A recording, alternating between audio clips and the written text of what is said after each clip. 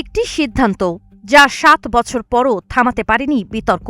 কারো কাছে এটি জাতীয় সংহতির প্রতীক, আবার কারো কাছে সাংবিধানিক অধিকার হারানোর বেদনার দিন। সেই পুরনো ক্ষত আবারও আলোচনায় উঠে এসেছে ৫ আগস্টকে ঘিরে।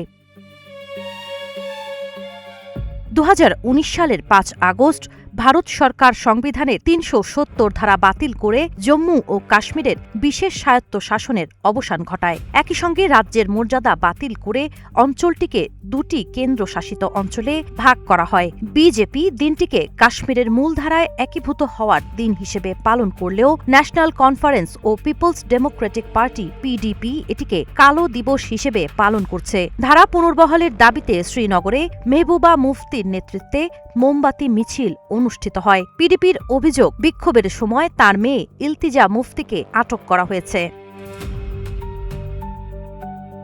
অন্যদিকে ন্যাশনাল কনফারেন্সও রাজ্যের মর্যাদা ফিরিয়ে দেওয়ার দাবিতে প্রতিবাদ কর্মসূচি পালন করছে। যদিও কেন্দ্রীয় সরকার অতীতে জানিয়েছিল নির্বাচন শেষে রাজ্যের মর্যাদা পুনর্বহাল করা হবে। ২০২৪ সালে বিধানসভা নির্বাচন সম্পন্ন হলেও এ বিষয়ে এখনও কোনো সময়সীমা ঘোষণা করা হয়নি। ফলে ৩৭০ ধারা ও কাশ্মীরের সাংবিধানিক অবস্থান নিয়ে রাজনৈতিক বিতর্ক এখনও অব্যাহত।